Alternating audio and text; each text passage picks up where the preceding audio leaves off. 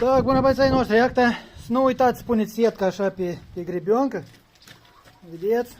Iată așa, spune pe grebioncă. Dar liniile este apă, să le faceți până sus. Dacă aici vedeți că nu s-a făcut corect. Trebuie să le facem ia ca așa drept, să fie de sus. De sus, ia ca așa.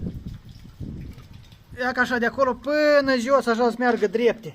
Că dacă n-ați meargă drepte, apoi să intre aerul pe desubt și ați vă umfli sietca. Da, da, da. Și ia că dacă nu umfli sietca, trebuie să o faceți așa. Ia că vedeți? Așa să o faceți.